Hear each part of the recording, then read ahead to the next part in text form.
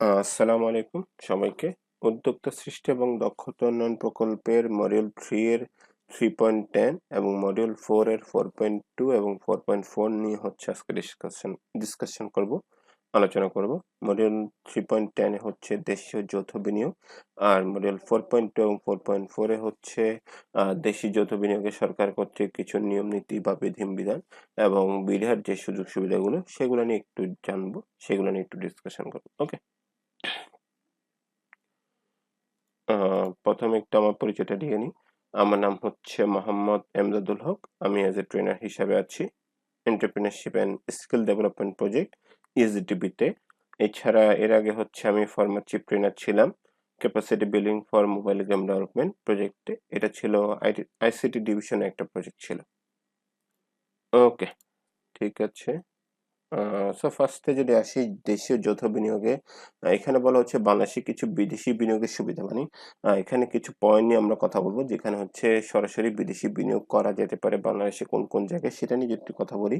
যে 100% সরাসরি বিদেশি বিনিয়োগ ডিএফআই, মানে হচ্ছে ডিরেক্ট ফরেন ইনভেস্টমেন্ট, যে সরাসরি বিদেশি বিনিয়োগ, অথবা রপ্তানি প্রক্রিয়াকরণ এলাকা ইপিজেটের যৌথ বিনিয়োগ অথবা এই এলাকার বাইরে বিনিয়োগ। মানে এখানে 100% সরাসরি বিদেশি বিনিয়োগ ইপিজেটের কথা বলা হচ্ছে। ইপিজেটের ফুল মিনিং যদি আমি বলি, এক্সপোর্ট প্রসেসিং জোন। যে ইপিজেটে হচ্ছে রপ্তানিযোগ্য যে কোনো পণ্য উৎপাদিত হয়, এবং এই ইপিজেটটা হচ্ছে ব্যবসা কর্তৃক নিয়ন্ত্রিত হয়ে থাকে Bangladesh export processing zone authority. Okay, বেশিরভাগ হচ্ছে ইপিজেটে পোশাক শিল্পটা সবচেয়ে বেশি উৎপাদিত হচ্ছে। এছাড়া হচ্ছে চামড়াজাত দ্রব্য, ব্যাগ এবং অন্যান্য যে জিনিসগুলো হচ্ছে বাইরে রপ্তানি করা হয়, এই জিনিসগুলো এখানে উৎপাদিত হয়। এবং ব্যবসা যারা হচ্ছে এই পূজাটা পরিচালনা করে, তাদের মূল লক্ষ্য হলো বিদেশি বিনিয়োগটা নিয়ে আসা। এবং এর কারণে হচ্ছে আপনারা যদি কখনো ওই পিজেটে যান বা পরিদর্শন করেন, দেখবেন যে এই পিজেটের বেশিরভাগ প্রতিষ্ঠানে হচ্ছে বিদেশি বিনিয়োগ দ্বারা পরিচালিত হয়ে থাকে। তাই বলা হচ্ছে যে এই পিজেটে 100% সরাসরি বিদেশি বিনিয়োগ করা পসিবল। ওকে, এরপরে পয়েন্টটা হচ্ছে স্টক এক্সচেঞ্জের মাধ্যমে পাবলিক কোম্পানির শেয়ার ক্রয় দ্বারা তালিকাভুক্ত বিনিয়োগ। স্টক এক্সচেঞ্জ বলতে শেয়ার মার্কেটের কথা বোঝানো হচ্ছে। মানে শেয়ার মার্কেটে কিন্তু একটা কোম্পানি অনেকগুলা শেয়ার ছাড়ছে, তাই না? সাপোজ আমি যদি উদাহরণস্বরূপ বলি, গ্রামীণ ফোন 3টা শেয়ার ছেড়েছে, উদাহরণস্বরূপ 3টা শেয়ার পার শেয়ার, সরি 10টা শেয়ার ছেড়েছে।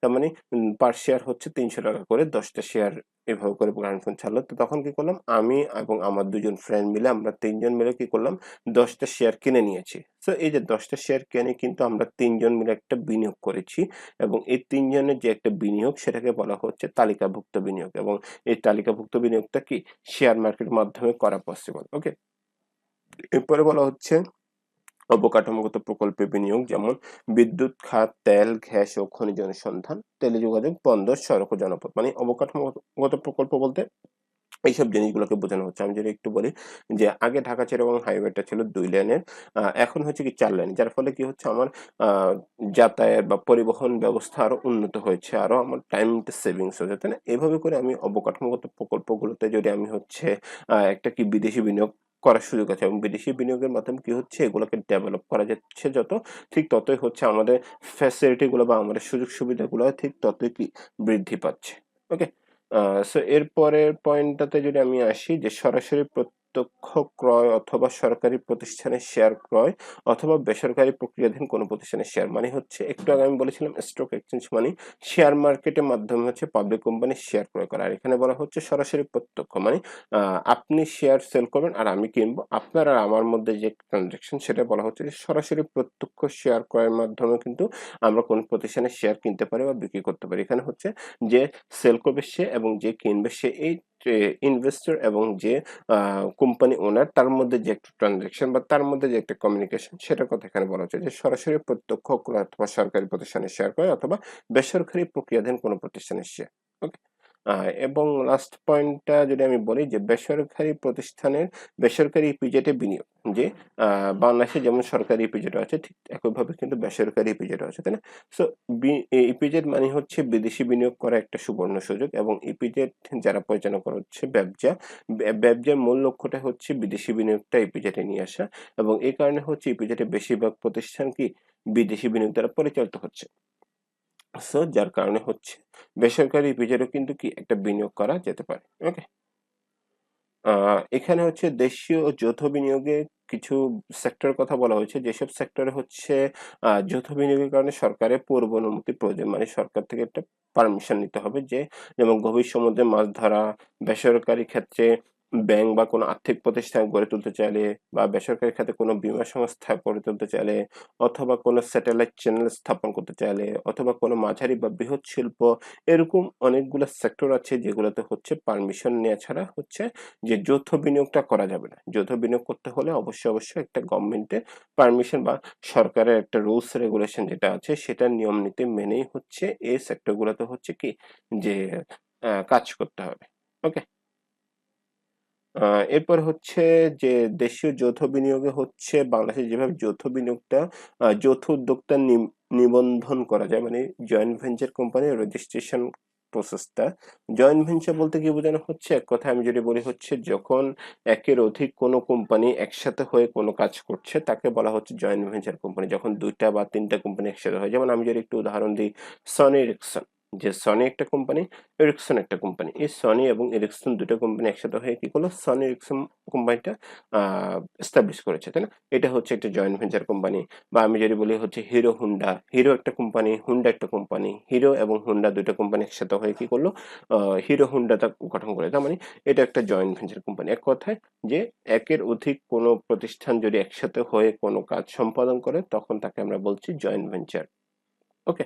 সো জয়েন্ট ভেঞ্চার কোম্পানির রেজিস্ট্রেশনের পদ্ধতিগুলো যদি আমি বলি, ফার্স্টে যে সাবমিশন অফ মেমোরেন্ডাম এবং article of association. Okay. So আমার একটা কোম্পানি লিমিটেড করতে হলে কিন্তু আমাকে ফার্স্টে মেমোরেন্ডাম এবং আর্টিকেল অফ অ্যাসোসিয়েশনটা করতে হবে, এবং এটাই হচ্ছে আমাকে জয়েন্ট ভেঞ্চার কোম্পানি করতে হলে কি যে আমাকে এটা ফার্স্টে সাবমিট করতে হবে। সো মেমোরেন্ডাম বা আর্টিকেল অফ অ্যাসোসিয়েশনটা কি আমি একটু যদি বলি, যে এই জিনিসটা হচ্ছে আমার কোম্পানি স্মারকলিপি, বা আমার কোম্পানি হচ্ছে একটা গাইডলাইন, যে আমার কোম্পানি ক্যাপিটাল কত, আমার কোম্পানির মার্কেট ভ্যালু কত, আমার কোম্পানি কেমন প্রোডাকশন হচ্ছে, কি কি ডিসিশন হচ্ছে, কিভাবে বোর্ড মিটিং হবে, কিভাবে এমপ্লয়ীদেরকে নিয়োগ দেওয়া হবে, কিভাবে সবকিছু পরিচালনা করা হবে, এবং আমার কোম্পানিতে কারা ওনার, কার কত পার্সেন্ট শেয়ার, প্রত্যেকটা শেয়ারের মূল্য মার্কেটে কত, শেয়ারগুলা কিভাবে প্রসেস করা হচ্ছে, এভরিথিং, এক কথায় এ টু জেড সবকিছু হচ্ছে আমার মেমোরেন্ডাম এবং আর্টিকেল অফ অ্যাসোসিয়েশনের মধ্যে হচ্ছে কি উল্লেখ থাকছে, হ্যাঁ। এবং এই মেমোরেন্ডাম আর্টিকেল অফ অ্যাসোসিয়েশনটা আমাকে ২,০০০ টাকার একটা স্টাম্পের মধ্যে করতে হচ্ছে। আমি আবার বলছি ২,০০০ টাকার একটা স্টাম্প, সেটা ১০০ টাকার স্টাম্প ২০টা হতে পারে, বা ২০০ টাকার স্টাম্প ১০টা হতে পারে, সেটা ডিপেন্ড করছে আমার কোম্পানির রুলস রেগুলেশন সবকিছুর উপর। এটা হচ্ছে একজন উকিলের মাধ্যমে আমাকে করতে হবে লিগ্যাল ভাবে। যেমন প্রত্যেকটা লিমিটেড কোম্পানিটা হচ্ছে কি একজন উকিল রাখা হয়, যার কাজে হচ্ছে যে বিভিন্ন লিগ্যাল ওয়েতে সবকিছু কার্যক্রম সম্পাদিত করে দেয়, হ্যাঁ? এবং এই জিনিসগুলো একজন উকিলের মাধ্যমে সবকিছু সম্পাদন করতে হবে। সো আমার জয়েন্ট ভেঞ্চার কোম্পানি রেজিস্ট্রেশনের জন্য ফার্স্ট স্টেপটাই হচ্ছে আমাকে first of all submission of memorandum এবং আর্টিকেল অফ অ্যাসোসিয়েশন জমা দিতে হবে। দেন স্টেপ 2 টা হচ্ছে সাবমিশন অফ স্ক্যান পেজেস, মানে হচ্ছে গুরুত্বপূর্ণ কাগজপত্র, যেমন আমার এনআইডি, পাসপোর্ট, ভিসা, আমার পার্টনারদের এনআইডি, পাসপোর্ট, ভিসা, এবং একটা ফর্ম আইএক্স আছে যেটা গুগলে সার্চ করলে আপনারা দেখতে পারবেন। ফর্ম আইএক্স নামে যখন সার্চ করবেন ওখানে হচ্ছে কোম্পানির ওনার কারা, তাদের নাম, তাদের কার কত পার্সেন্ট শেয়ার, তার কত পার্সেন্ট পার্সেন্টেজ, সেই জিনিসগুলো লেখা থাকবে এবং প্রত্যেকের সাইন থাকবে। সো এই ফর্ম আইএক্সটা হচ্ছে সাবমিট করতে হবে। দেন ৩ নাম্বার পয়েন্টে আমি যদি আসি, submit you joint venture agreement, যে ২ টা কোম্পানির মধ্যে যে একটা জয়েন্ট ভেঞ্চার হয়েছে, যেমন আমি যদি বলি যে সনি এরিকসন, যে ২ টা কোম্পানি, সনি একটা কোম্পানি, এরিকসন একটা কোম্পানি, এই ২ টা প্রতিষ্ঠান কিন্তু একসাথে হওয়ার আগে তার মধ্যে কি একটা কিন্তু সাইনিং হয়েছে। তার মধ্যে একটা কিন্তু বলা হয়েছে, সনি বলেছে আমি আমার কাস্টমারদেরকে এরকম সার্ভিস দিব, এরিকসন বলেছে আমি আমার কাস্টমারদের জন্য এরকম সার্ভিস দিব। মানে ২ টা কোম্পানি একসাথে হয়ে যেহেতু কাজ করছে এবং তাদের মধ্যে একসাথে হওয়ার আগে যে সাইনিংটা হয়েছে সেটাকে বলা হচ্ছে জয়েন্ট ভেঞ্চার এগ্রিমেন্ট। সো এই ২ টা কোম্পানি যখন আমরা জয়েন্ট ভেঞ্চার কোম্পানি রেজিস্ট্রেশন করতে যাব, আমাদের মধ্যে যে ২ টা কোম্পানির সাথে আমি একসাথে কাজ করতে যাচ্ছি, ওই ২ টা কোম্পানির মধ্যে যে এগ্রিমেন্টটা হয়েছে সেটা আমাকে সাবমিট করতে হবে স্টেপ 3 তে গিয়ে। স্টেপ 4 এ হচ্ছে encashment certificate. Submit your encashment certificate. Encashment সার্টিফিকেটটা কি, মূলত যে আমি আমার একজন পার্টনার বাইরের থেকে আমার সাথে কানেক্টিং হয়েছে, বা বাইরে থেকে কোনো একটা কোম্পানি আমার সাথে কানেক্টিং হয়েছে।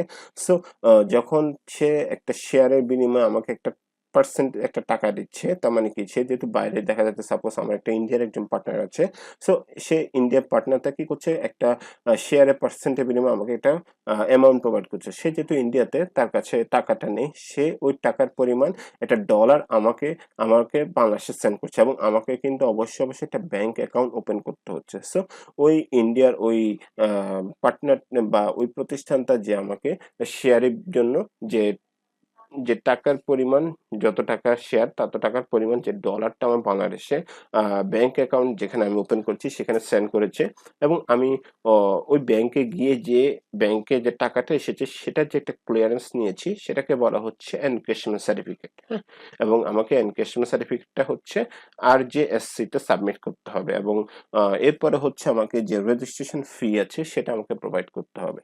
সো এই 4টা স্টেপের মাধ্যমে হচ্ছে আমি বাংলাদেশের যে জয়েন্ট ভেঞ্চার কোম্পানি যদি রেজিস্ট্রেশন করতে চাই তাহলে আমি সম্পাদন করতে পারবো। ফার্স্ট আমি একটু আরেকবার যদি রিমাইন্ডার দিই, ফার্স্টে হচ্ছে আমাকে মেমোরেন্ডাম এবং আর্টিকেলটা সাবমিট করতে হচ্ছে। সেকেন্ড হচ্ছে আমাকে জরুরি কাগজপত্রগুলো স্ক্যান করে দিতে হচ্ছে এবং ফ্রম আইএক্সটা সাবমিট করতে হচ্ছে। থার্ড হচ্ছে কি আমাকে জয়েন্ট ভেঞ্চার এগ্রিমেন্ট সাবমিট করতে হচ্ছে, এবং ফাইনালি ফোর্থ কি হচ্ছে আমাকে এনক্যাশমেন্ট সার্টিফিকেট দিতে হচ্ছে, এবং আমার রেজিস্ট্রেশনের যে একটা ফি আছে সে ফিটা আমাকে প্রোভাইড। সো এই 4টা এবং লাস্টে কি হচ্ছে আমাকে রেজিস্ট্রেশন ফিটা প্রোভাইড করতেছে। এই 4টে স্টেপের মাধ্যমে হচ্ছে আমরা বাংলাদেশে চাইলে একটা জয়েন্ট ভেঞ্চার কোম্পানি রেজিস্ট্রেশন করে যৌথ উদ্যোগ নিবন্ধন করে কাজটা সম্পাদন করতে পারি। ওকে, সো এরপরে যদি আমি যাই, আমি যেহেতু রেজিস্ট্রেশন করে ফেলেছি, তার মানে রেজিস্ট্রেশন পরবর্তী কি কাজ, যেমন ফার্স্টে হচ্ছে বাণিজ্য লাইসেন্স সংগ্রহ। এখন আমার প্রোডাক্টটা যে আমি রেজিস্ট্রেশন করেছি বা আমি জয়েন্ট ভেঞ্চার যেটা করেছি, আমি কি আমার প্রোডাক্টটা বাইরে বাণিজ্য লাইসেন্স বলতে আমি কোথায় সেল করব, যে কোথায় বাণিজ্য করবো, দেশের মধ্যে বাণিজ্য করবো না দেশের বাইরে আমি বাণিজ্য করবো, সেটা আমাকে আগে ঠিক করতে হবে। যদি আমি সেটার জন্য হচ্ছে আমাকে একটা লাইসেন্স নিতে হবে, এবং ওই লাইসেন্সের উপর বেস করে হচ্ছে আমি বাংলাদেশেও সেটা সার্ভ করতে পারি বা বাইরেও হচ্ছে আমি সেটা বাণিজ্য করতে পারি। এরপর হচ্ছে আমার যে টিন প্রোভাইড করছি আমার প্রতিষ্ঠানে বা আমার নিজের স্যালারির মাধ্যমে আমার যে আর্নিং এর উপর একটা টিন দিতে হচ্ছে, টিন সার্টিফিকেটটা আমাকে নিতে হবে প্রতিষ্ঠানে বা আমার নিজের। ওকে, এরপর হচ্ছে যৌথ ভেঞ্চার কোম্পানি ব্যাংক অ্যাকাউন্ট। হ্যাঁ, এটা হচ্ছে অনেক বেশি ইম্পর্টেন্ট। আমি যদি বলি যে একটা লিমিটেড কোম্পানি হলে তার যে কিভাবে ব্যাংক অ্যাকাউন্ট ওপেন করবে সেটা নিয়ে একটু যদি বলি, যেমন আমাকে ফার্স্টে ঠিক করতে হবে কোন ব্যাংকে কোন ব্রাঞ্চে আমাকে ব্যাংক অ্যাকাউন্টটা ওপেন করবো। সো ওই ফার্স্টে ওই ব্যাংকের ওই ব্রাঞ্চে গিয়ে আমাকে কথা বলতে হবে, কথা বলে আমাকে ডিসাইড করে দেন ফার্স্টে হচ্ছে আমাকে মেমোরেন্ডামটা সাবমিট করতে হবে, এবং এরপর হচ্ছে আমার আর্টিকেল অফ অ্যাসোসিয়েশন যেটা সেটা আমাকে সাবমিট করতে হবে। এরপর হচ্ছে আমার এনআইডি, পাসপোর্ট, ভিসা, আমার যে পার্টনাররা আছে তাদের এনআইডি, পাসপোর্ট, ভিসা, এই জিনিসগুলো আমাকে সাবমিট করতে হবে, এবং আমাকে একটা বোর্ড রেজুলেশন প্রোভাইড করতে হবে। বোর্ড রেজুলেশনটা কি, যেমন আমার কোম্পানি নোটপ্যাড যেটা আছে, কোম্পানি নোটপ্যাডের মধ্যে যে আমরা 3জন মিলে যে সিদ্ধান্তটা নিয়েছি, যে সাপোজ আমার পার্টনার 3জন আছে, আমরা 3জন মিলে সিদ্ধান্ত নিয়েছি এই ব্যাংকের এই ব্রাঞ্চে আমরা কোম্পানি ব্যাংক অ্যাকাউন্ট ওপেন করব। সো এই জিনিসটা লিখে নিচে আমাদের 3জনের নাম, 3জনের সাইন, 3জনের 3টা সিল, মানে আমার পার্সোনাল সিল, যেখানে হচ্ছে আমার নাম, আমার পজিশন, আমার কোম্পানির নাম লেখা থাকবে, এবং হচ্ছে কোম্পানির একটা সিল, টোটাল 4টা সিল আমাকে প্রোভাইড করে এটা সাবমিট করতে হবে, এবং পাশাপাশি আমাকে একটা অথরাইজ সিগনেচার পার্সন দিতে হবে। তার মানে কি, যে কার সাইন হলে আমার কোম্পানি অ্যাকাউন্টে টাকা ঢুকবে, কার সাইন হলে আমার কোম্পানি অ্যাকাউন্ট থেকে টাকা বের হবে, এই জিনিসটা কিন্তু আমাকে কনফার্ম করে দিতে হবে। এবং এটার মাধ্যমে কি হচ্ছে, আমার এই জিনিসগুলো যখন আমি সাবমিট করছি তখনই কিন্তু আমার কোম্পানি ব্যাংক অ্যাকাউন্ট ওপেন হচ্ছে। বেসিক্যালি একটা কোম্পানি ব্যাংক অ্যাকাউন্ট কিন্তু অনেক বেশি গুরুত্বপূর্ণ, এবং এই লিমিটেড হওয়ার পরে যখন ব্যাংক অ্যাকাউন্ট ওপেন করব, এটার মাধ্যমে হচ্ছে আমি সকল ট্রানজাকশন সবকিছু আদান প্রদান, এমপ্লয়ীদের স্যালারি দেওয়া বা আদার সবকিছু হচ্ছে আমি কমপ্লিট করতে পারবো। ওকে, এরপর হচ্ছে ভ্যাট লাইসেন্স, মানে হচ্ছে ভ্যাট দেওয়ার জন্য যে একটা লাইসেন্স সেটা আমাকে নিতে হবে। এরপর হচ্ছে আমি যদি আমার প্রোডাক্টটা আমদানি করতে চাই তাহলে আমাকে আমদানির জন্য আমদানি লাইসেন্সটা নিতে হবে। আবার যদি আমি রপ্তানি করতে চাই তাহলে রপ্তানির জন্য হচ্ছে আমাকে রপ্তানি লাইসেন্সটা নিতে হবে। ওকে, এরপর হচ্ছে আমার কোম্পানির রেজিস্ট্রেশনের জন্য প্রয়োজনীয় কাগজপত্র কি কি। একটা কোম্পানির রেজিস্ট্রেশন করতে ফার্স্টে হচ্ছে আমাকে ফর্ম আইএক্সটা ফিল আপ করতে হবে। আমি যেটা আগে বলেছি আবার যদি একটু বলি, ফর্ম আইএক্সটা হচ্ছে যেখানে হচ্ছে আমার কোম্পানিটা, আমার ওনারকে বা পার্টনার কারা আছে সবার নাম, তার পার্সেন্টেজটা, কার কত পার্সেন্ট শেয়ার, কার কত পার্সেন্ট, সবকিছু এখানে লেখা থাকবে এবং এটা হচ্ছে ফিল আপ করে দিতে হবে। এরপর হচ্ছে ফ্রম MOA মানে হচ্ছে স্মারকলিপি, মানে হচ্ছে কোম্পানির মেমোরেন্ডামটা জমা দিতে হবে। এরপর হচ্ছে আর্টিকেল অফ অ্যাসোসিয়েশন, যে কোম্পানির যে আর্টিকেল অফ অ্যাসোসিয়েশন আছে সেই জিনিসটা প্রোভাইড করতে হবে। এবং লাস্টে হচ্ছে প্রয়োজনে অন্যদের প্রয়োজনীয় কাগজপত্র, মানে অন্যান্য যে পার্টনাররা আছে তাদের NID, পাসপোর্ট, ছবি, ভিসা, এইসব আদার যে ডকুমেন্টগুলো আছে সেই জিনিসগুলো আমাকে সাবমিট করে হচ্ছে আমার কোম্পানি রেজিস্ট্রেশনের প্রয়োজনীয় কাজটা সম্পাদন করতে হবে। ওকে, এভাবে হচ্ছে আমি আমার কোম্পানির রেজিস্ট্রেশনটা চাইলে করে নিতে পারবো এসব কাগজপত্র সাবমিশনের মাধ্যমে। এরপর হচ্ছে যে দেশীয় যৌথ বিনিয়োগের যে সরকারের কিছু নিয়ম-কানুন, সেটা নিয়ে যদি একটু কথা বলি। যেমন হচ্ছে ফার্স্ট অফ অল হচ্ছে নতুন অফিস খোলার জন্য প্রয়োজনীয় কাগজপত্র, যে বাইরের একটা কান্ট্রির একটা অফিস যদি বাংলাদেশে আমি ওপেন করতে চাই, তাহলে সেটার জন্য কি, কি ডকুমেন্ট আমাকে দরকার বা কি, কি ডকুমেন্ট হচ্ছে আমার লাগতে পারে, সেটা নিয়ে যদি একটু কথা বলি। যেমন ফার্স্ট হচ্ছে প্রধান কোম্পানির সর্বশেষ আর্থিক বছরে নিরীক্ষিত একাংশ, মানে প্রধান কোম্পানি বলতে কোম্পানির হেড অফিসটা বোঝানো হচ্ছে। যে কোম্পানির ব্রাঞ্চটা আমি বাংলাদেশে ওপেন করতে যাচ্ছি, ওই কোম্পানির হেড অফিসের যে গত বছর সর্বশেষ আর্থিক বছর, যেমন আমি যদি এবছর ওপেন করতে চাই, গত বছরের যে অ্যাকাউন্ট সমূহ, সব অ্যাকাউন্ট সমূহ একটা ডিটেলস, একটা ডকুমেন্ট সাবমিট করতে হবে। দেন হচ্ছে বাংলাদেশে অফিস খোলার বিষয়ে কোম্পানির পরিচালকদের বোর্ড রেজুলেশন, মানে বাংলাদেশে যে আমি অফিসটা ওপেন করতে যাচ্ছি, অফিসটা ওপেন করার জন্য কোম্পানির পরিচালক, ডাইরেক্টর, MD সবার কি পারমিশন আছে কিনা।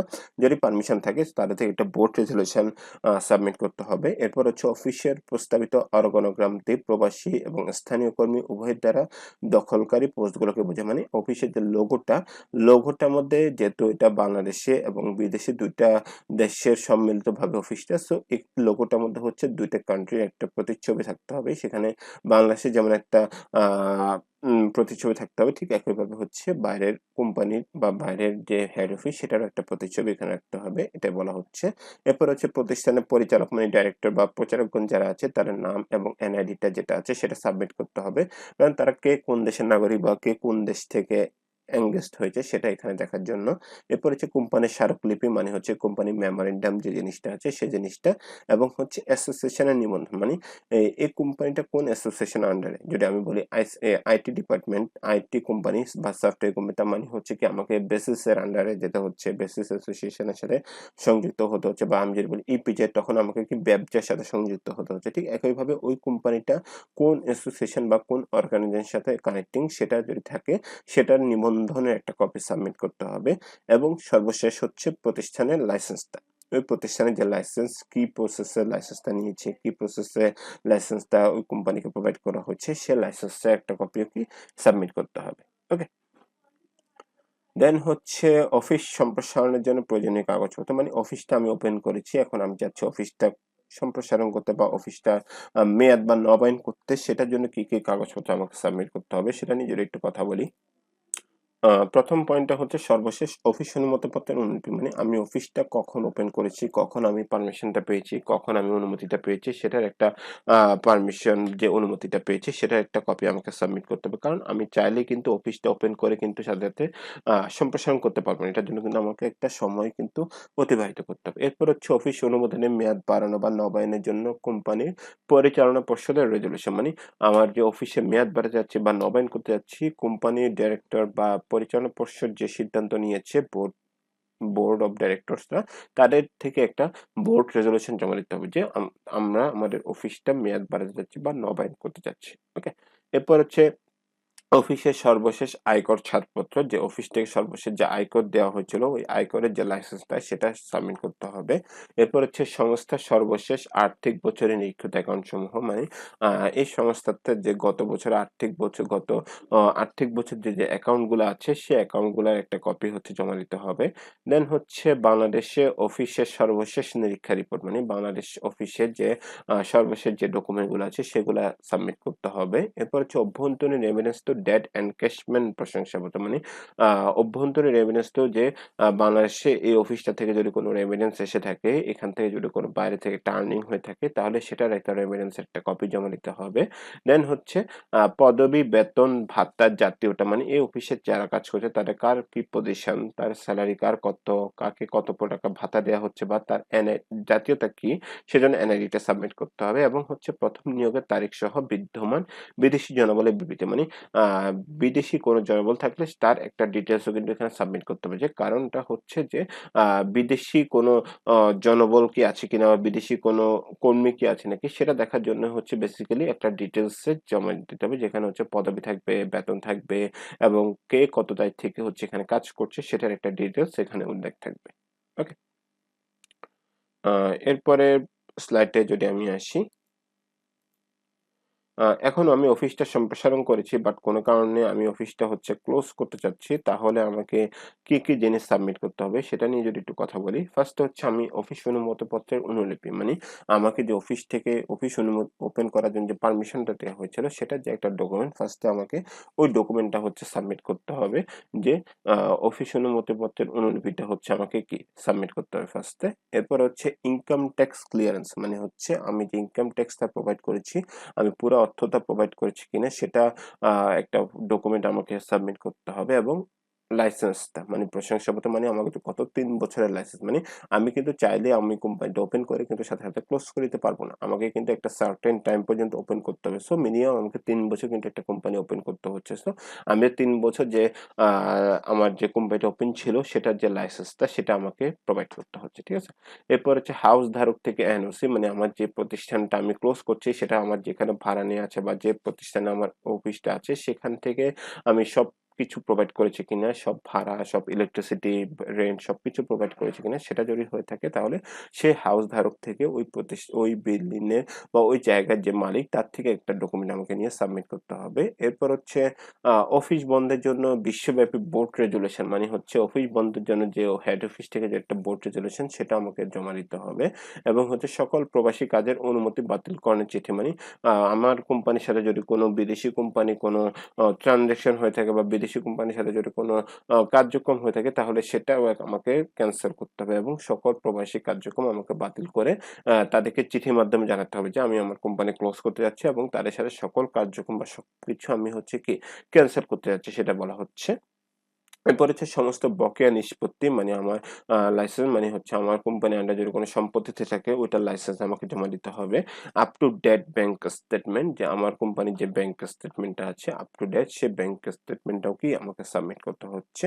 এরপর হচ্ছে up to date audit report, audit রিপোর্টটা হচ্ছে আমাকে সাবমিট করতে হচ্ছে। আমার ব্যাংকে কোম্পানি যে ফার্স্ট টু লাস্ট যে অডিট করা হয়েছে আমার কোম্পানির প্রতি বছর কত টাকা যে অডিট মানে অডিটটা বেসিক্যালি হচ্ছে যে স্বচ্ছতা, আমার একটা কোম্পানির স্বচ্ছতাটা ডিপেন্ড করার জন্য যে কত টাকা লাভ লোকসান যা কিছু হয়েছে এই জিনিসটার যে একটা রিপোর্ট করা হয়েছে সেটা আমাকে কি হচ্ছে সাবমিট করতে হবে যে up to date audit report. Okay, এরপরে বলা হচ্ছে বাংলাদেশে বিদেশি অফিস বন্ধের জন্য জনসাধারণের নোটিশ অনুলিপি মানে বাংলাদেশে যে আমি বিদেশি অফিসটা বন্ধ করতে চাচ্ছি ক্লোজ করতে চাচ্ছি আমি জনসাধারণকে মিনিমাম 3 মাস আগে আমাকে জানাতে হবে এবং 3 মাস আগে জানিয়ে যে নোটিশটা আমি পাবলিশ করেছি সেই নোটিশের একটা কপি কিন্তু কি আমাকে সাবমিট করতে হচ্ছে। কারণ আমার কোম্পানি থেকে অনেকে হচ্ছে অনেক কিছু নিয়ে বাইরে বিভিন্ন জায়গায় সেল করতে পারে বা বাইরে তার জীবিকা নির্বাহ করতে পারে। সো আমি যে অফিসটা বন্ধ করছি মিনিমাম 3 মাস আগে জানিয়ে কোম্পানি একটা যে 3 মাস আগে জানিয়ে মানুষকে নোটিশ দিয়ে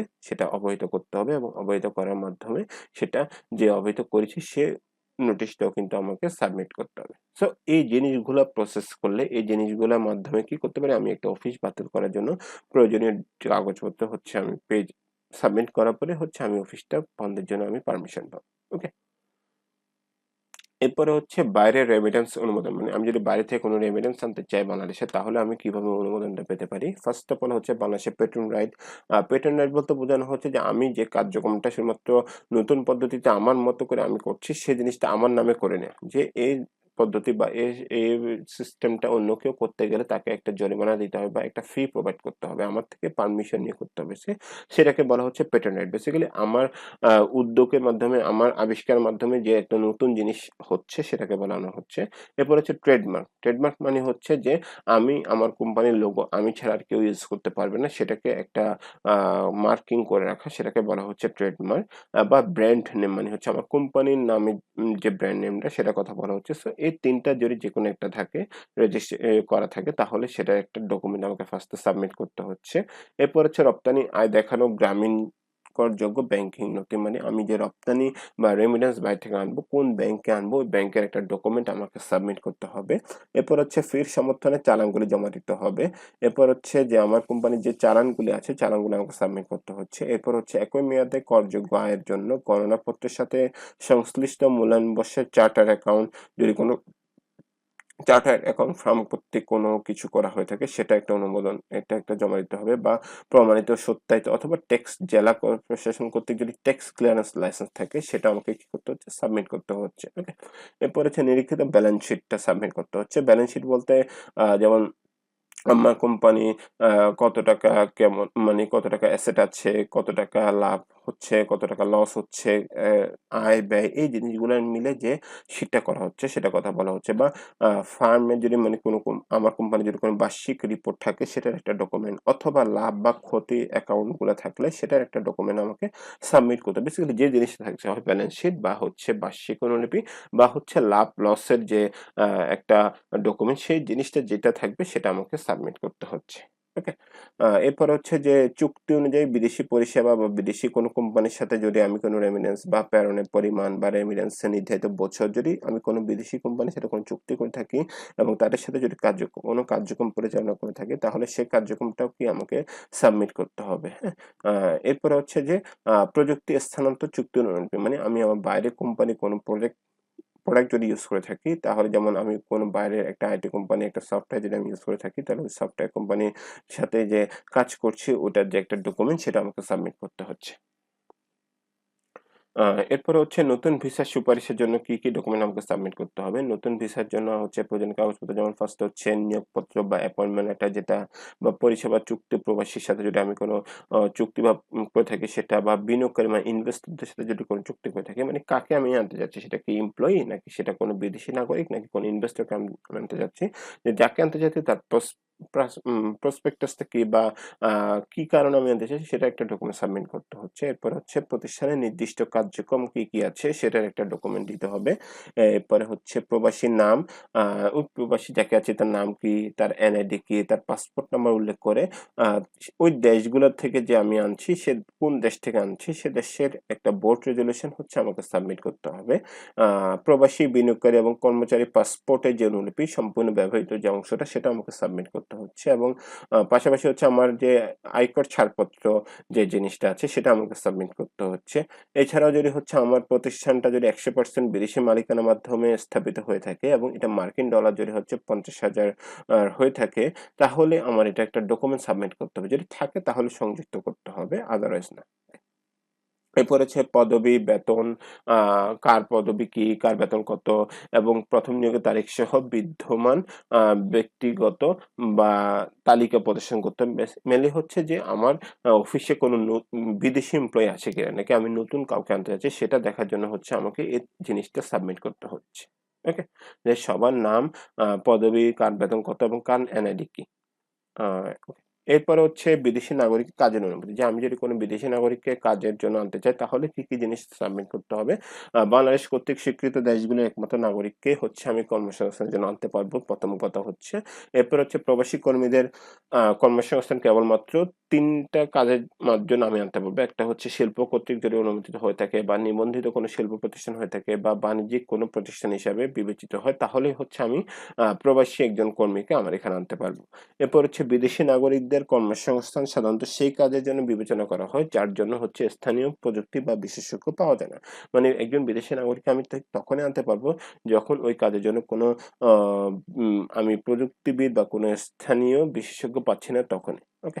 এরপর হচ্ছে ১৮ বছরের কম বয়সী ব্যক্তিরা চাকরির জন্য যোগ্য না। মানে ১৮ বছর কম বয়সে কাউকে হচ্ছে আমি চাকরির জন্য আনতে পারবো না।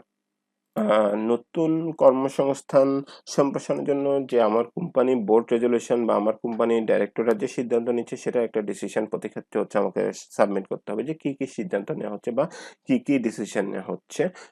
এরপর হচ্ছে শীর্ষস্থানীয় ব্যবস্থাপনা মানে কোম্পানির টপ ম্যানেজমেন্টের মধ্যে বিদেশি কর্মচারীর সংখ্যা 5% এর বেশি না হওয়া ভালো। থাকতে পারবে বাট 5% এর বেশি থাকা যাবে না। হ্যাঁ?